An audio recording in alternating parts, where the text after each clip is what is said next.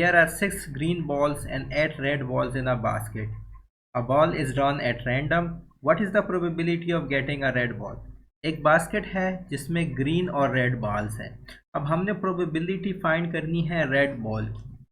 तो पहले तो ये देखिए कि टोटल नंबर ऑफ बॉल्स कितने हैं। टोटल बॉल्स हमारे पास कितने हैं? अब बास्केट में सिर्फ ग्रीन और रेड बॉल्स हैं। 6 ग्रीन बॉल्स हैं और 8 रेड बॉल्स हैं, तो टोटल कितने हो गए? 6 + 8 यानी कि 14। ये टोटल नंबर ऑफ बॉल्स हो गए। अब हमने प्रोबेबिलिटी फाइंड करनी है रेड बॉल की। तो total number of red balls कितने हैं? रेड बॉल्स जो हैं वो आपके पास 8 है। तो प्रोबेबिलिटी क्या होगी कि आप बास्केट से पहला बॉल उठाए और वो रेड आ जाए। तो इसकी प्रोबेबिलिटी है, जाहिर सी बात है, टोटल रेड बॉल्स कितने हैं? 8। टोटल बॉल्स कितने हैं? 14। तो probability of red is going to be equal to 8 divide by 14। और इसको जब मैं ज़रा सिंप्लीफाई करूँगा, 2 के टेबल से दोनों को डिवाइड करूँगा, so this will be 4 divide by 7। तो the probability of getting a red ball is 4/7। Okay, इस क्वेश्चन को सॉल्व करते हैं। 45% ऑफ अ नंबर इज 405।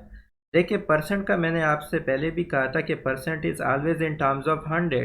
तो 45% का मतलब 45 डिवाइड बाई 100।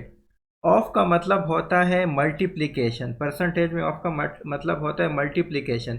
तो this is actually 45 divide by 100 multiply by a number. अब उस नंबर को मैं x कह लेता हूँ, सही। इस 405, इसका अगेन मैं, अगर आपने मेरी परसेंटेज वीडियोस देखी हैं, मैंने कहा था कि परसेंटेज में इसका मतलब होता है इक्वल। इसको अगर आप इक्वेशन में लिखते हैं तो इक्वल मतलब होता है। इस 405 तो मतलब ये इक्वल है 405 के। तो आपके पास 45x डिवाइड बाई 100 इक्वल है 405 के। तो 45x आपके पास इक्वल है 405 मल्टीप्लाई बाई 100 के। अब ये x किसकी इक्वल होगा? वो 405 मल्टीप्लाई बाई 100 डिवाइड बाई 45 के। अब ये जो 45 है और 405 है, इसको ज़रा मैं सॉल्व कर देता हूँ। हमें पता है कि 5 9 ज़र 45 आता है और 5 81 ज़र 405 आता है, सही है। 405 को आप 5 पे डिवाइड करें, आपके पास 81 ही आएगा। अच्छा, अगेन इसको मैं सॉल्व कर सकता हूँ क्योंकि दोनों 3 के टेबल में आते हैं। तो 3 3 ज़र 9 आता है और 327 ज़र आपके पास 81 आता है। अगेन 3 के टेबल में ये सॉल्व हो सकते हैं, तो ये 1 हो जाएगा और ये जो है 3 9 ज़र आपके पास 27 आता है। तो ये आपके पास हो गया जी 9 मल्टीप्लाई बाई 100 डिवाइड बाई 1 यानी कि 900। तो इसका जो राइट आंसर है नंबर वो क्या है? x इज इक्वल टू आपके पास 900 है। ओके जी, क्वेश्चन है 5% ऑफ 2% ऑफ 5। देखें, ऑफ का मतलब होता है मल्टीप्लिकेशन, परसेंट का मतलब होता है इन टर्म्स ऑफ 100। तो 5% is actually equal to 5/100। Of है हमारे पास तो मैंने मल्टीप्लिकेशन लगा दिया। 2% मीन्स 2/100। अगेन मेरे पास ऑफ है तो मैंने मल्टीप्लिकेशन लगा दिया और ये 5। बस अब मैंने इसको सॉल्व करना है और मेरे पास आंसर आ जाएगा। अब देखें, हमें पता है कि 520 ज़र आपके पास 100 होता है। इसी तरह हमें ये भी पता है कि 250 ज़र आपके पास 100 होता है। तो इसको अगर मैं ज़रा सॉल्व करूं तो अब मेरे पास आ गया 1/20 मल्टीप्लाई बाई 1/50 मल्टीप्लाई बाई 5।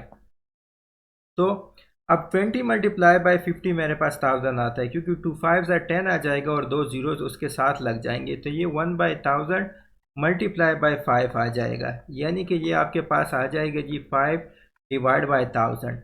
अब आपने इसको सिर्फ सॉल्व करना है। तो ये आपके पास डेसिमल इधर है तो 3 प्लेसेस आपने लेफ़्ट पे जाना है, क्योंकि डिवाइड बाई 1000 है। जब आप 3 प्लेसेस लेफ़्ट पे जाएंगे तो आपके पास 005 इसका आंसर आ जाएगा। तो 5% of 2% of 5 is actually equal to 0.005। If length of a rectangle is double and weight is half, find the increase in area. अच्छा, हमारे पास एक रेक्टेंगल है जिसका लेंथ L है और इसका वेट W है। तो हमें पता है कि उसका एरिया क्या होगा? वो आपके पास लेंथ मल्टीप्लाई बाय वेट होगा, सही। अब वो कह रहा है कि इसी रेक्टेंगल का लेंथ डबल हो गया, वेट हाफ हो गया। तो न्यू जो लेंथ है उसको मैं L बार से रिप्रेजेंट कर देता हूँ, वो 2L हो गया। और न्यू विड्थ जो है वो चूँकि मेरे पास हाफ हो गया तो वो W/2 हो गया।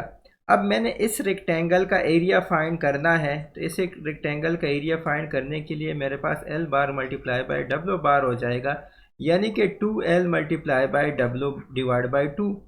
ये 2 और ये 2 आपस में कैंसिल हो जाएगा, तो आपके पास again L multiply by W आएगा, यानी कि जो न्यू एरिया है वो इक्वल है ओल्ड एरिया के, मतलब there is no increase in area. इसका राइट आंसर क्या है? नो इंक्रीज इन एरिया, या आप कह सकते हैं कि 0% increase in area, 0% increase in area. इसको आप विजुअलाइज भी कर सकते हैं। फॉर एग्जांपल आपके पास एक रेक्टेंगल है, उसको मैं कह लेता हूँ रेक्टेंगुलर 1, रेक्टेंगल 1, उसका लेंथ 2 सेंटीमीटर है, वेट उसका 1 सेंटीमीटर है, तो एरिया क्या होगा? जाहिर सी बात है, length multiply by weight, area आपके पास 2 सेंटीमीटर स्क्वायर आ जाएगा। अब दूसरा रेक्टेंगल है, उसका लेंथ डबल हो चुका, यानी उसका लेंथ 4 सेंटीमीटर हो चुका, वेट उसका हाफ हो चुका, यानी कि 0.5 सेंटीमीटर हो चुका। Again length multiply by weight जब आप करेंगे 4 मल्टीप्लाई बाय 0.5, तो आपके पास 2 सेंटीमीटर स्क्वायर ही आएगा। So that's why we have no increase in area. Thank you.